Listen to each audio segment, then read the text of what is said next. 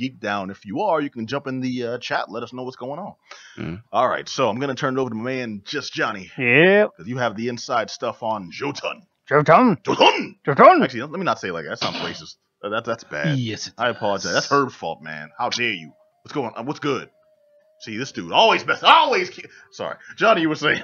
Yeah, so Jotun is a action adventure game that you play as this, I guess, this Viking lady, and you're sort of dropped into this world, I believe because you died, and you're trying to resurrect yourself, so you're kind of... Wait, so you're in Stovacor.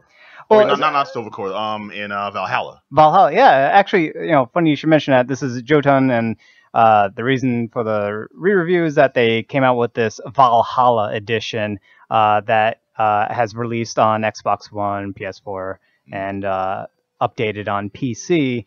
So they've sort of expanded a few things from the original release. So once again, you're playing as this Viking lady with an axe, and you're going around this world, and there's essentially these 5 different areas that you have to travel to and defeat a big, major, substantial boss. And these bosses are presented as Norwegian, Viking, Nordic. Norwegian.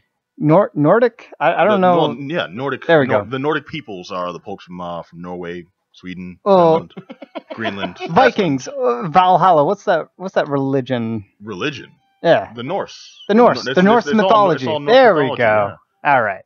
I'm not. You said it like twice. He's like, Norse, Nordic. I don't know what you call the Norse mythology. I was looking for Norse. That was the word I was looking for. Right. So, Meanwhile, Adam and I are like, yeah, I watched American Gods too. Me too. That's the most I got to contribute to this conversation. Come on, man. No, it's all How to Train Your Dragon. Yeah. You know better. Gotcha. So you're trying to fight these Norse gods throughout these 5 different lands, and the sort of gist of the game is you're traveling through these very large single shot levels, exploring through with very, very basic puzzles, if any, very few scattered sort of little minion battles, if any, and working your way towards the throne room or the sleeping chamber of some various god or titan-like creature, and you slay them. And once you slay them, you then sort of unlock another path in the main hub world, and then you can travel to the next particular zone. Okay, so this is an open travel world, the next one. I was thinking that for a second, right? It is not open world. It's sort of how do you describe it?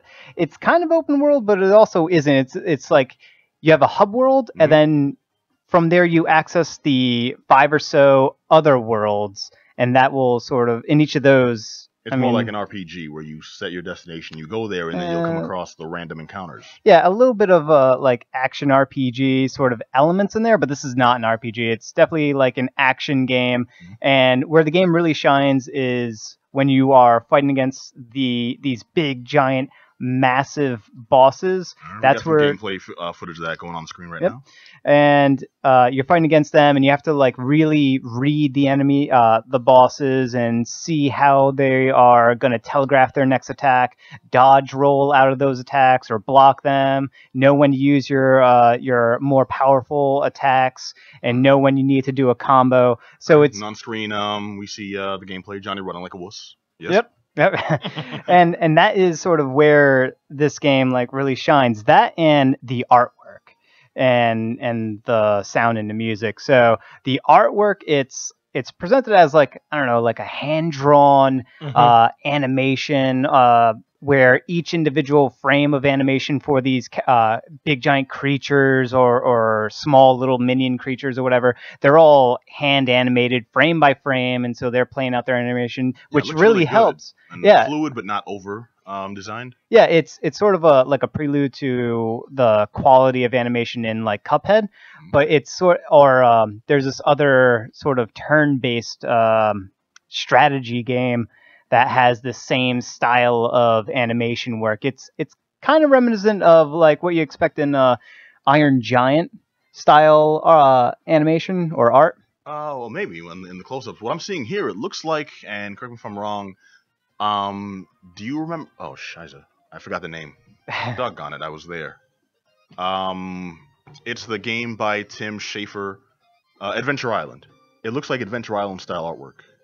I'm not too familiar with that art You never style. played Adventure? Wow. Okay. I know of the game. I just don't know. I can't recall the artwork. But okay. Well, it's more cartoony, but yeah, I see what you're saying. yeah. So I mean, it's beautiful. It's a beautiful world to sort of look around. Mhm. But No, it looks fantastic. Very Yeah. vivid colors. but that's sort of in the boss fights. That's where it really looks impressive. Everything else, when you're traveling through the lands, you don't get animated, fantastic looking things. What you get is sort of like these static, hand drawn, hand painted, or however they did it, environments, which look really good, but isn't animated at all or barely animated. Ugh. And it's kind of drab, boring, and the worst part about it is that they sort of scaled the world and the levels in each of the individual environments. They scaled it way too large, like phenomenally large. They did it to emphasize the epicness and the grand scale of things, because you are fighting against these gods and these big, massive, titany creatures and whatnot. Mhm. But Of course, you better. This is Valhalla. but by doing that, I'm fighting like killer bees and the fire ant army. Yeah. And stuff. I'd be disappointed. but by doing that, you end I'm up peeing on enemies instead of. you end up running around this world, and it takes forever to get to the actual boss battle. So it also feels like it's padding, where they purposely made these things so big because they didn't really have that much content there to begin with. But it's also to get, you're going to die a lot because you have to learn the boss fights. And it's really, you're going to die in the boss fights. That's where the crux of the challenge of this game is. And every time you die on a particular boss fight, for some of these areas, for some of these zones, the respawn location is all the way on the other side of the map, and it takes literally minutes to walk or run back to the area that has the boss to fight them, and then to die maybe within like 30 seconds or something like that. So you're spending way more time getting to the actual fun parts of the game than you are actually having fun. Right? All right. Well, it sounds like you're playing WoW, and playing badly. But does this have like the same?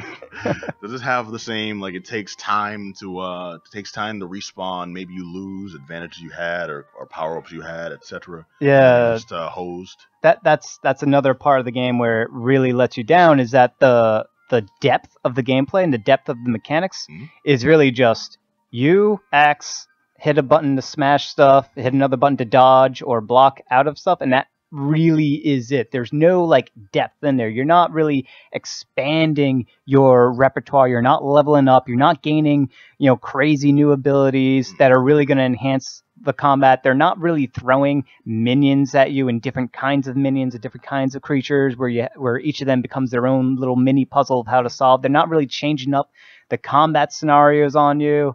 And then also the worlds you're traveling through are, they're drab and sort of they're missing interesting interactive elements to it. I thought you said the artwork was very vivid and colorful. It looked like that earlier. It is on the bosses. That's where you can really tell that they put most of their effort on animating the bosses and getting those fights to look as impressive as possible. Between there, it's just like the hallways from Matrix Reloaded. It's just like a screenshot, essentially. You're taking a character and you're running around a static screenshot almost in some of these environments. There's some animation here and there, but for the most part, it's just you're a static flooring, static environment, and you're sort of running right through it. So there's that, and then it's the laxative of gameplay. Apparently, that's something that brings me down. Yeah. They could have had more with the gameplay and sort of more of a pull or change up the formula, especially when you die. Either make things easier or harder, or change it up so that the next time you go at it, it's not going to be the same type of setup, the same type of thing. And they don't really. There isn't really much of that, and that sort of continues. By the end of the second boss, you pretty much don't want to go through these big, giant environments anymore. You just want to get to the boss and fight them. And that is... and part of that problem is that the storyline, there's really no no story, or at least it's not worth paying attention to. Mm-hmm. As I said earlier, it's hints towards resurrection I'm dead, and whatnot. And now I want revenge for being dead. Yeah. So I come back to life and make other people dead, so I can die and meet them again when they dead. And it's a never-ending cycle of vengeance. Oh, it's not a vengeance story, but it's not a vengeance story. Okay. It's like I was it would be needed better to come back to life to protect those that I loved when I was alive because I'm dead. It would be better if it had any of those things in it. Oh, jeez. Yeah, it like I said, it's almost like a non-existent story that's in there. It's all pretty much they decided I kill these giants because I don't like their haircut. It's like they wanted to make a game about fighting these big giant Norse gods, and then everything else sort of formulated after the fact. Any influence from Shadow of the Colossus? No, you're not really climbing up anything. I mean, you're specifically going out to fight giants.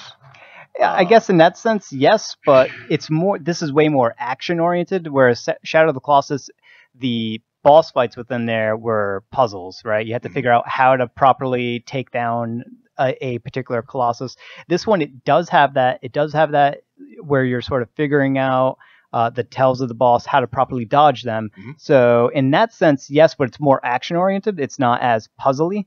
Where Shadow of the Colossus, you could sort of take your time, study them, and sort of try different things. Might take you like 20 minutes to complete a boss, but you can, beat a boss within 20 minutes. This one, on the other hand, because it's more action-oriented, you are definitely going to take damage if you take too long, and you will eventually die. You only have limited sort of special powers available to you, like healing and whatnot. So you definitely have to go in there and kill them before they kill you. But in the meantime, you have to know your enemy. And like I said, the boss battles are actually really good, but everything else outside of that is just boring and drab. Damn, I gotta say, man, this is bringing me down. When you started off, I'm like hearing, vivid artwork, intelligent AI, and like vast expanses of explorable levels. I thought this was gonna be rated pretty high, but you're saying it's not really earning your seal of approval over there. No, it's a definite thumbs down. I would say steer clear of this one. The problem is that it looks like it's going to be really awesome. Yeah, I thought so. But in actually playing it isn't at all. I gotta say, you're not winning Adam over. Nah. And it's available on Xbox One, PS4. Don't tell people what it's available for. Oh, if you don't tell me not to play, don't tell me what it's available here. Look, journalistic integrity demands you tell them what it's available for. I tell you to go Google it and find it yourself because I don't want to expose you to that. And it costs $15 for knowing how radio works. All right, so it's available for you said Steam, Xbox One, PS4, Wii U. It's available on a couple other places too, but those are the primary ones that you can pick it up at. It's not worth getting. It's $15. That'd be $15 better spent on pizza. Wow. Yeah. Wow. You can say that about anything, though. All right. Well, if you have anything to say about that, hit us up at geekdownradio@gmail.com. Or if you're watching on twitch.tv/thegeekdown and disagree with Johnny, jump into the chat. Let us know why. Also, hopefully you are checking us out on SoundCloud or on iTunes or even just subscribed on Facebook and you want to say, hey, man, what the hell? Come down here and grab him by the scruff of his neck and say, look, man, I played Jotun. It was amazing. I'm pretty sure the guy who uploaded this video on YouTube, if he's listening, he's coming after Johnny. Because that joint is like a half hour long. Basement, like 9! Yeah, you got his playtime in. All right, so the game is Jotun. Unfortunately, thumbs down from just Johnny. So we got to say pass. Yeah. Yep. All right. Well, now something that's completely